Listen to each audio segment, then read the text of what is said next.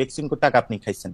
হ্যাঁ, এখন এটা কি আপনার খারাপ লাগবে না? কিন্তু আপনি তো ছিলেন না। না, বেক্সিমকো আমাকে বেতন দিত, আপনাকে বেতন দিত, খারাপ লাগবে কেন? এই যে আপনি এখন চট করে জ্বলে উঠতেছেন না, মানে আপনি জ্বলে ওঠাটা আপনি কিভাবে ব্যাখ্যা করবেন এটা আপনার ব্যাপার। উইদাউট ডকুমেন্ট যখন আমি কথা বলবো ডকুমেন্ট থাকবে না কেন? আমি তো বেক্সিমকোর অধীনে ইন্ডিপেন্ডেন্ট টেলিভিশনে চাকরি করছি, বেক্সিমকোর টাকা খাবো না কেন আমি? জনাব আসিফ মাহমুদ সজীব ভুঁইয়া এবার দেখা গেছে যে এবার যে বরাদ্দ দেওয়া হয়েছে ঢাকার বাইরে কাজ করার ক্ষেত্রে সেটা ২৫০০ কোটি টাকার মতো, আমি সংখ্যাগুলিকে গোল গোল করে বলতেছি, ২৫০০ কোটি টাকার মতো। সেই ২৫০০ কোটি টাকার মধ্যে উনার যে উপজেলা মুরাদনগর, যেখান থেকে উনি ইলেকশন করবেন, সেই মুরাদনগরে দেওয়া হয়েছে সর্বোচ্চ বরাদ্দ ৪৫২ কোটি টাকা, গোল গোল করে বলতেছি এই।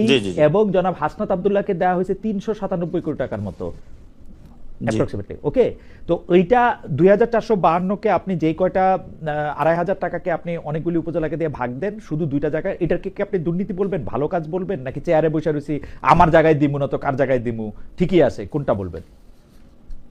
এটা তো আমি সমর্থন করি না, এবং আমিও পার্সোনালি এই খবরটা দেখে আটকে উঠছি যে হ্যাঁ হ্যাঁ, তাহলে আমিও তো যদি কিছু এলাকায় নিয়ে দিতে পারতাম হয়তো বা ইলেকশনে করলে পাইতাম না। আপনি তো আপনার এলাকার কথা বলছেন চাঁদপুরে, আপনার তো আরো ইন্টারেস্টিং, আপনাকে তো অবাঞ্ছিত ঘোষণা করছে বলে ওই এলাকায়, সেটা কি ত্রাণ বরাদ্দ দেন নাই বলে না কি টাকা দেন নাই বলে না কিসের জন্য? বিএনপির দুইটা গ্রুপ ছিল, এক গ্রুপ হলো আগে প্রোগ্রাম করেছে, এখন আরেক গ্রুপ প্রোগ্রাম করতেছে। তো ওই এলাকার মানুষ তাদেরকে বলতেছে যে বিএনপির মগজ কি এই জায়গায় চলে গিয়েছে, একটা প্রোগ্রাম নামাইতে হবে কিভাবে, 1 মাস আগের ইস্যু নিয়ে তারা আসলে প্রোগ্রাম কি করবে নিয়ে কোনো কনটেক্সট পাচ্ছিল না। ওই দিন সবচেয়ে বড় ইয়াটা ছিল জামায়াতের একটা প্রোগ্রাম ছিল 5 দফা দাবি নিয়ে। তো জামায়াতকে নিয়ে বিএনপি ইদানিং খুব ভয় পাচ্ছে, তো তারা একটা প্রোগ্রাম দিবে, কি কনটেক্সট দিবে তারা পাচ্ছিল না। এটা আমার ওইখানের যিনি ছাত্রদল তার সাথে কথা হয়েছিল, এলাকার যারা এই প্রসঙ্গে আমি যেতে চাই না, কারণ অলরেডি এটা মানুষের কাছে ওরা ওইখানে হাসির পাত্র হয়েছে।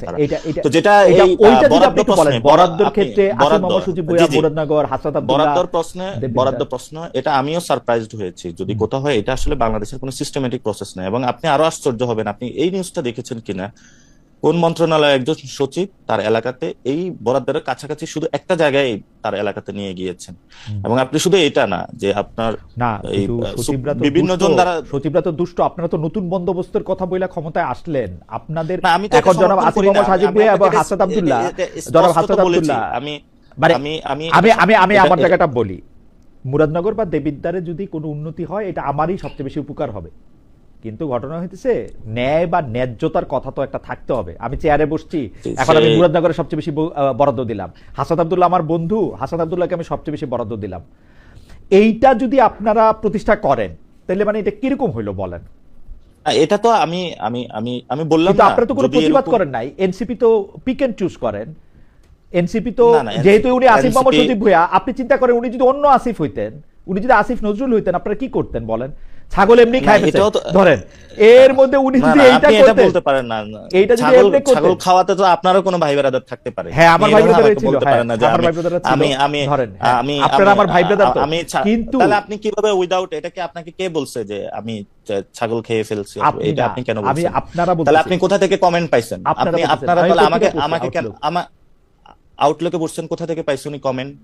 আপনার আপনি এই কথাটা আমাকে বললেন কেন? আপনার সাথে যে ছিল তিনি বলছেন যে এটা করছেন, আমি আপনাকেও এই প্রশ্ন করছিলাম যে আপনার কি এটা জানেন কিনা, আপনি বলছেন যে এটা খাওয়া দাওয়া হয়েছে, এটা খাওয়া দাওয়া হয়েছে।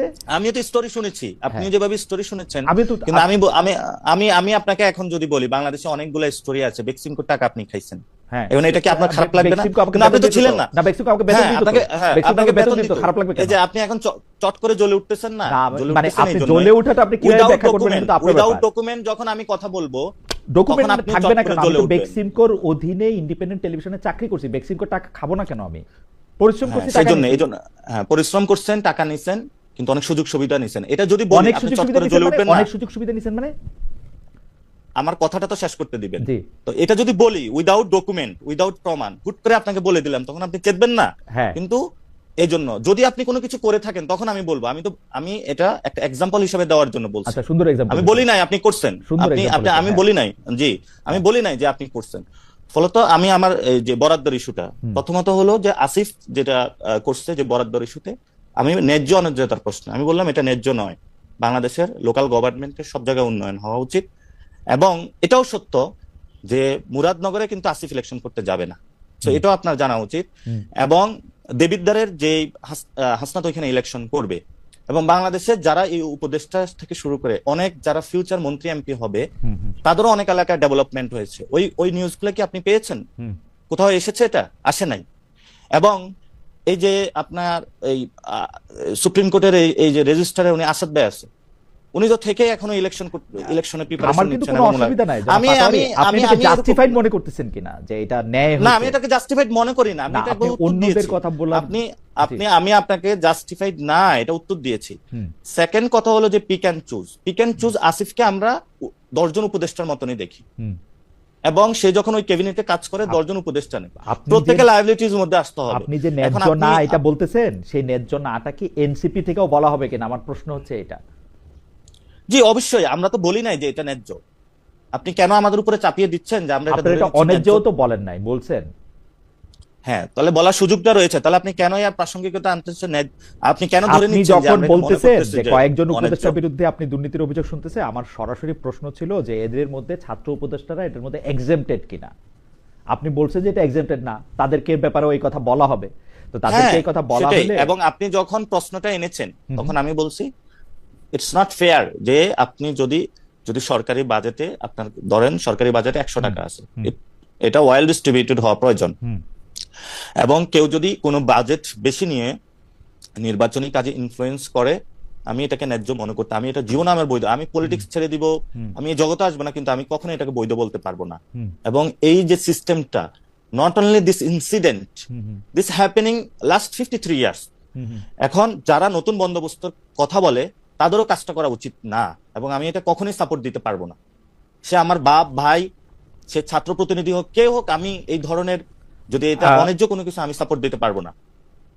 আপনি আপনি আপনি আপনি তাদের সাপোর্ট দিতে পারবেন না, এবং যারা ছাত্র উপদেষ্টা আছেন আপনি বলতেছেন যে এই ছাত্র উপদেষ্টা এই জায়গা থেকে ইলেকশন করবেন না, কিন্তু তিনি বরাদ্দের চেয়ে বেশি বরাদ্দ দিতেছেন, এটা আপনি ন্যায্য মনে করতেছেন না। আমি আবারও আপনাকে প্রশ্ন আমি ন্যায্য মনে করি না। আপনি যদি আমি আবারও আপনাকে প্রশ্ন করতেছি যে আপনাদের দলে এই ব্যাপারটা নিয়ে আলোচনা হয়েছে কিনা, দলও এটাকে ন্যায্য মনে করে না কিনা? কারণ যেহেতু না, এটা আমাদের অধিকাংশ মেম্বারের ন্যায্য। অনেকেই আমাদেরকে প্রশ্ন করছে, যেহেতু আমরা লিডারশিপে রয়েছে, যে তাহলে আমাদের এলাকায় কেন উন্নয়ন হলো না। আমরা কোনো তাদেরকে সদুত্তর দিতে পারি নাই। এবং নট অনলি দ্যাট, আপনি আমাদের আরেকজন ছাত্রদের মধ্যে থেকে উপদেষ্টা হয়েছেন মাহফুজ আলম, যদি তারা নতুন মাহফুজ আলমের এলাকায় কি এই ধরনের কোনো উন্নয়ন হয়েছে? হয় নাই। মাহফুজ আলমের এলাকায় মানে এই ধরনের উন্নয়ন আপনি খোঁজ নিয়েন, আপনি খোঁজ নিয়েন। আমি এটা বুঝাতে চাচ্ছি, আপনি একটা জিনিস দ্বারা সবকিছু মানে সামগ্রিকভাবে যখন একটা জিনিস নিয়ে আসেন, তখন এমনি কিন্তু পিপল আমাদেরকে এই ধরনের মনে করে, যেমন আমাদের এলাকার মনে করে আমার BMW আছে, মার্সিডিজ আছে। তো এটা এক ধরনের, এটা কিন্তু সোশ্যাল ফেয়ারে বা বিভিন্ন জায়গায় এগুলো সম্মতি উৎপাদন করা হয়। অথচ যখন আমরা মানে এত কষ্ট করতেছি, যেমন আমি পার্সোনালি 1 টাকা দুর্নীতি করি নাই, তখন এগুলো আসলে শুনতে খারাপ লাগে। মানে আপনি যখন সামগ্রিকভাবে সবাইকে ঢুকিয়ে দিবেন, কিন্তু যেটা অন্যায্য আমি এটাকে অন্যায্যই বলবো। এটা কখনো আমি ন্যায্যতার প্রশ্ন, আমি এটা বৈধতা। সেখান থেকে যদি দল থেকে এইভাবে হলো, তাহলে দলকে তাহলে আমার তো জিজ্ঞেস করা উচিত, যা কিছু হচ্ছে সবাই কেন আমরা কমেন্ট করি না। কিন্তু আমরা এটা বলি নাই যে যদি 2টা এলাকায় বাংলাদেশের এক জায়গায় শুধু অয়েল ডিস্ট্রিবিউশন হয়, আমি এটাকে অন্যায্য মনে করি। এবং যদি দল এটাকে না মনে করে, আমি দল ছেড়ে চলে যাবো, কিন্তু আমি এটাকে ন্যায্যতার প্রশ্ন দিব না। আপনি মনে করতেছেন যে দলেরও এটা বলা উচিত, এবং দল যদি এটা মনে না করে তাহলে আপনি দল ছেড়ে চলে যাবেন। যাই হোক, এটার ব্যাপারে আপনার খুবই বোল্ড একটা পজিশন আপনার এই ব্যাপারে।